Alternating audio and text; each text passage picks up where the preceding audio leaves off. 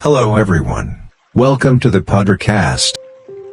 Ever find yourself thinking, okay, I really got to start making some changes? Maybe it's finally carving out time for that daily walk, or maybe it's, wrestling that phone away from yourself a bit earlier each night.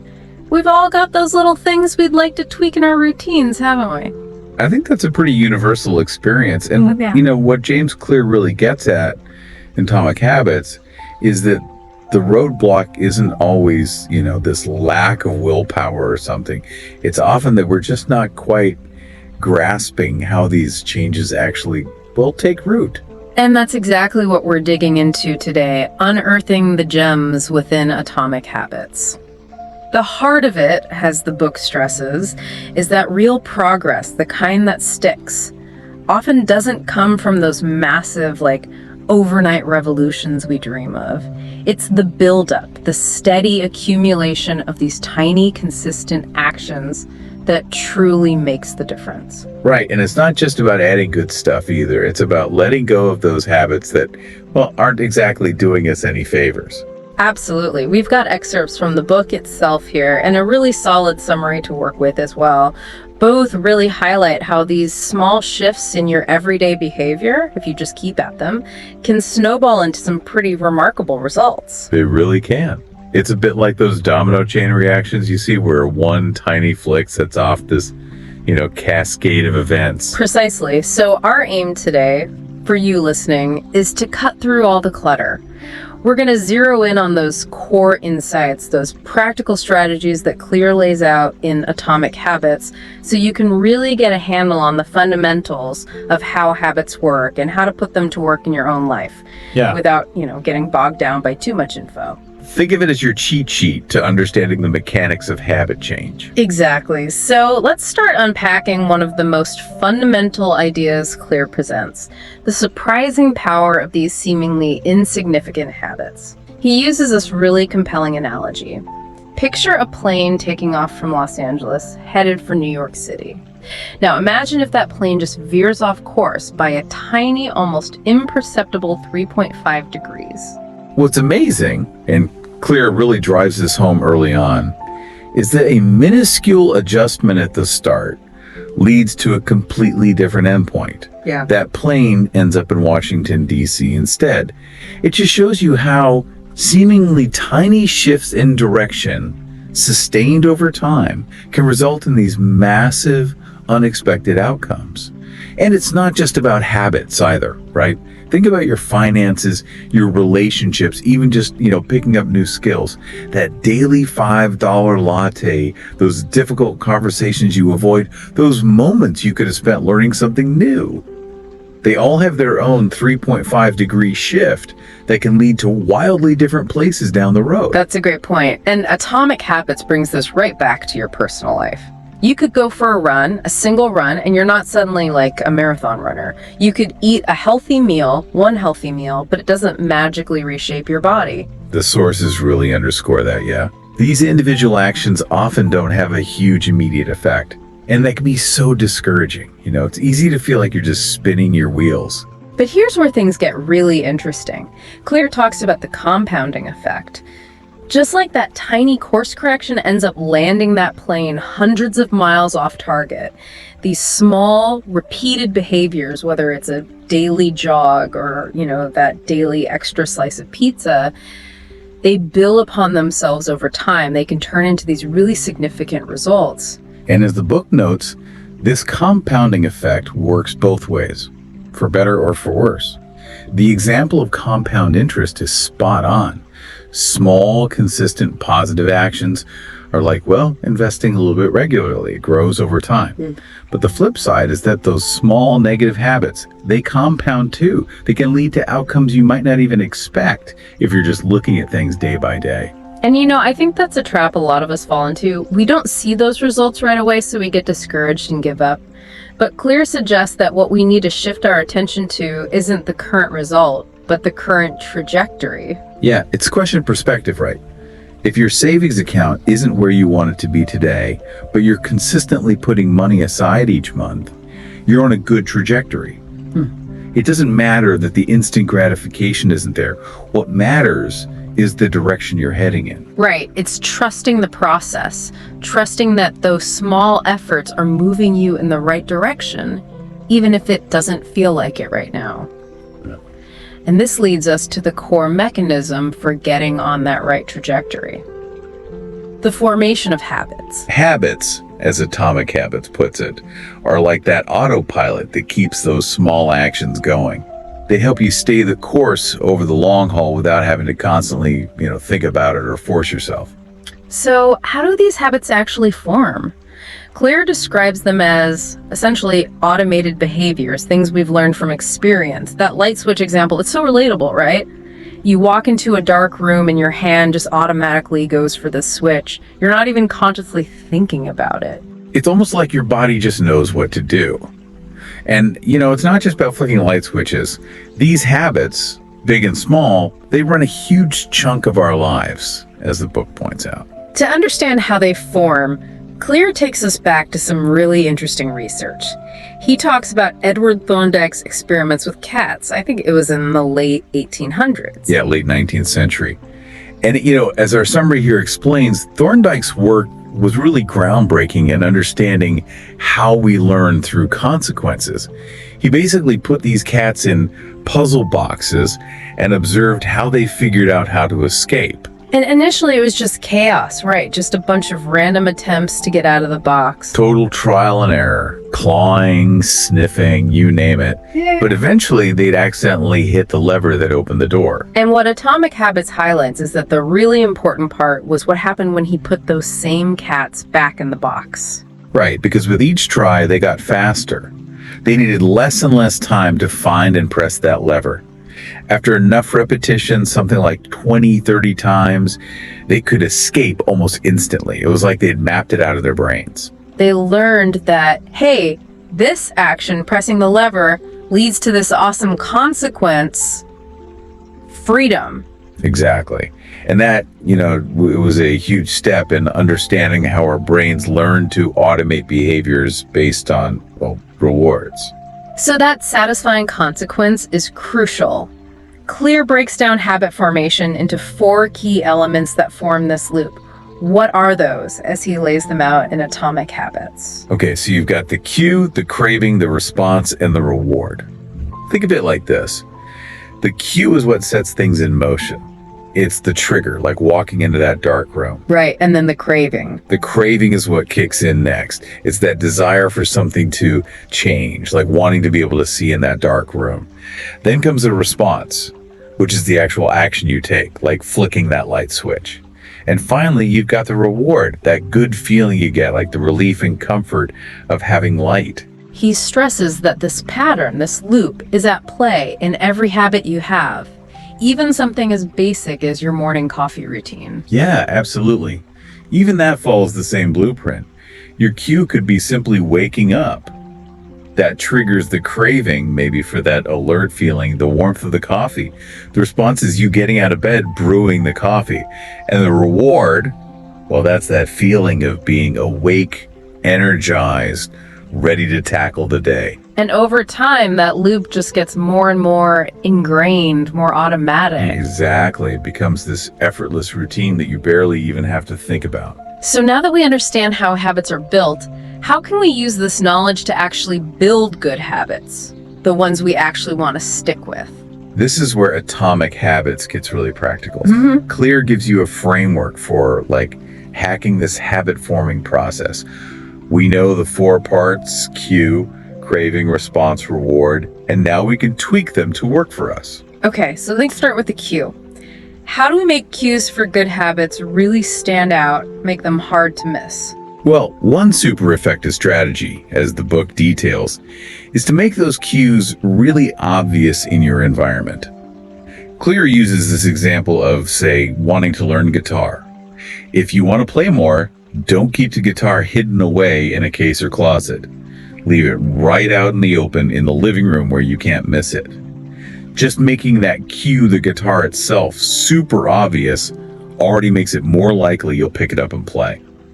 And he goes a step further with this thing called implementation intentions. It sounds like more than just making a cue visible. How's that different? Implementation and intentions are about moving beyond these wishy-washy, I'll try to do this ideas, and making concrete plans.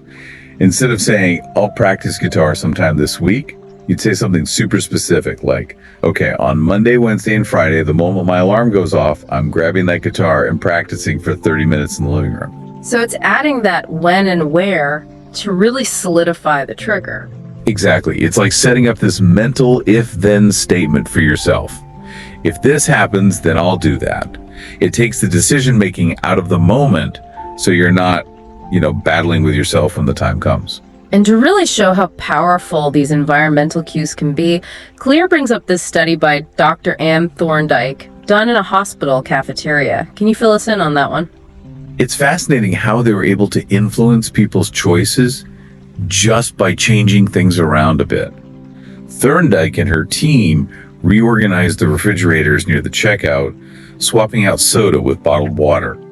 They also put baskets of bottled water throughout the cafeteria. And they saw some pretty dramatic changes in behavior, right? What were the results?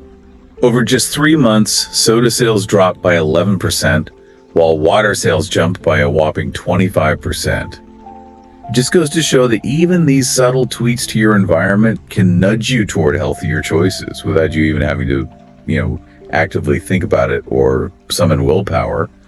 Just by making the healthy option the easiest, most obvious one, they shifted people's habits. Okay, so we've made the cue obvious. Now, how do we make those good habits attractive? That's where the creating part comes in. Cleary digs into the whole neuroscience of desire, and it really boils down to this neurotransmitter called dopamine. You know that experiment they did with rats where they blocked dopamine and the rats basically lost all will to live? Yeah, that was pretty intense. So dopamine's the key to motivation. It's a huge part of it. Dopamine is this chemical messenger in your brain that's linked to pleasure and reward.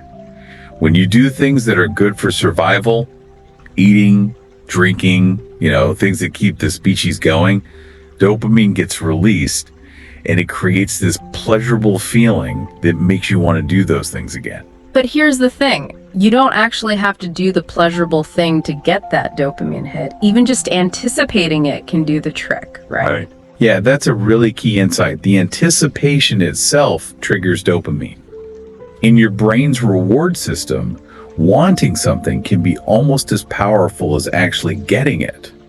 That's why making a habit attractive is so important if you want it to stick. If you're looking forward to it, if you anticipate that good feeling, you're way more likely to actually do it. And that brings us to this idea of temptation bundling. It sounds like a pretty clever way to use this to your advantage. Yeah, temptation bundling is basically pairing something you don't particularly enjoy but know you should do with something you genuinely love. You're using the enjoyment of one activity to fuel the other. Clear gives this example of an engineering student, Ronan Byrne, who hacked his exercise bike. That's some next level stuff. Ronan wanted to exercise more, but he found it boring. But he loved watching Netflix. So he rigged his bike so that Netflix would only play if he was pedaling at a certain speed. He basically linked exercise, the less appealing thing, to the reward of watching Netflix. And you don't have to be an engineer to do this, right? What are some easier ways to do temptation bundling? You can totally do this in everyday life. Say you want to work out, but you love catching up on celebrity gossip. Make a rule for yourself. You only read those magazines at the gym. Or, maybe you love watching sports, but you need to make those sales calls. Tell yourself, okay, after I make 5 calls, I get to watch an hour of ESPN. It's about strategically pairing something you want to do with something you need to do. So we've made it obvious, we've made it attractive. Now we need to make these good habits easy. Why is that so important? Easy behaviors turn into habits more easily because they follow the path of least resistance. Think about it, scrolling through Instagram, grabbing a bag of chips. Those things take almost no effort. But going for a run, learning a new language, those require way more effort. And that makes them harder to turn into habits. So the goal is to make those good habits as frictionless as possible. How do we do that? Clear talks about reducing friction. It's about making your environment work for you, making the things you want to do as easy as possible. He uses the example of his wife sending greeting cards. She always has this box of cards at home, all pre-sorted. So when someone's birthday comes up, she doesn't have to run out and buy a card. It just makes the whole habit much easier. And the opposite is true for breaking bad habits, right? Yeah. We want to increase friction. Exactly. If you're trying to watch less TV, unplug it, take the batteries out of the remote, anything that makes it less convenient, less tempting in the moment. Another interesting technique he talks about is the 2-minute rule. How can we use that? The 2-minute rule is all about making new habits less daunting. The idea is to just focus on the first 2 minutes of the behavior. If you want to read more, your 2-minute version is simply opening a book. If you want to exercise, it's just putting on your workout clothes. The point is to just get started, because once you've done that little 2-minute thing, you're much more likely to just keep going. It builds momentum. Okay, we're almost there. We've made it obvious, attractive, and easy. The last piece, according to Atomic Habits, is making those good habits satisfying. Why is that so crucial? Well, that immediate satisfaction is what really reinforces a behavior. It makes you want to do it again. Clear tells this story about Stephen Luby's public health work in Karachi. That's the researcher who made a huge impact just by introducing nice soap. Exactly.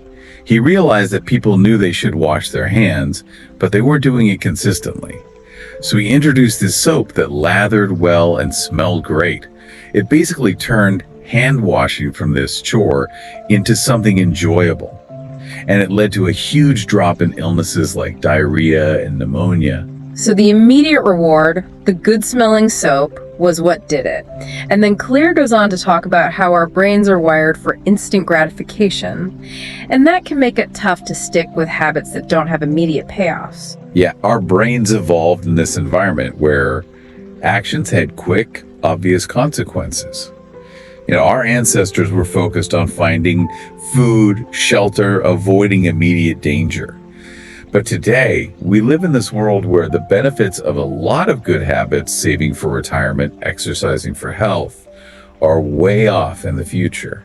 And that can make it hard to prioritize those long-term benefits over the immediate gratification you get from, say, unhealthy habits. Like that immediate stress relief from a cigarette versus the long-term risk of cancer. It's easy to let the immediate reward outweigh the distant consequences. Right. So to counteract that, Clear says it's essential to find ways to attach some kind of immediate gratification to those habits that have delayed rewards. He talks about this couple who wanted to eat out less and save for a trip to Europe. How'd they do that? They opened a separate savings account specifically for their trip to Europe. And every time they skipped eating out, they'd transfer the money they would have spent into that account. Seeing that trip fund grow gave them that instant gratification, which helped them stick to their longer-term goal. So we've got the formula for building good habits. Now, how do we keep them going over time? Maintaining those habits requires staying accountable and aware. One simple but powerful tool is habit tracking. Like Benjamin Franklin with his little virtue notebook, right? A bit old school, but it worked for him. It did. And it shows how effective tracking can be. Clear suggests something even simpler. Just using a calendar or a diary and marking off each day, you successfully do the habit. Seeing those marked off days can be really motivating. It's a visual reminder of your progress, how far you've come. He also talks about habit contracts. What are those? Habit contracts add a layer of external accountability. They often involve some kind of consequence for not sticking to the habit. Clear talks about this entrepreneur, Brian Harris, who made a formal contract with his wife and trainer to help him lose weight. And the contract had financial penalties. Yeah, she committed to tracking his food and weighing in each week. If he didn't track his food, he paid his trainer $100. If he missed a weigh-in, he owed his wife $500. So yeah, pretty serious motivation. Even if you don't go that far, that idea of making a commitment to someone else can be really powerful. It really can. Having someone know about your goals, maybe even checking in on you, makes you more likely to stick with it.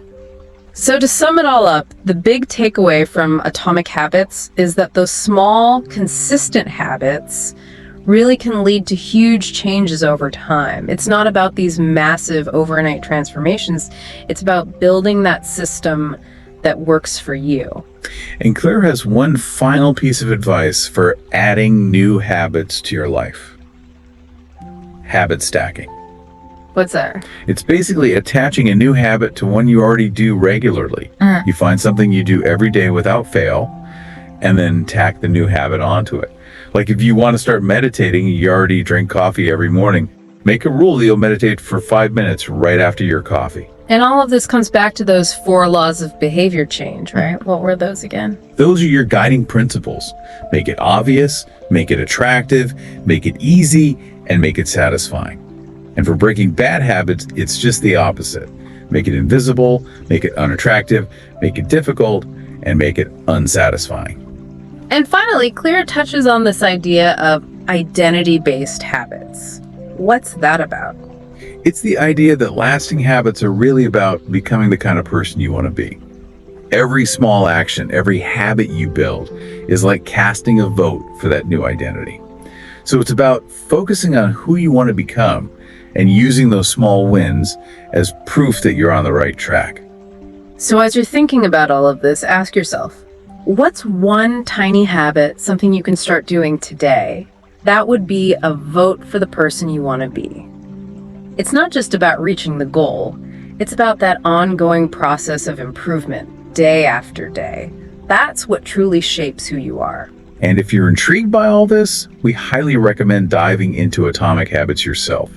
The full book has a ton of great insights that could be super helpful. Thanks for joining us on this deep dive. We hope this has given you some useful tools and a fresh perspective on how small changes can truly lead to big results.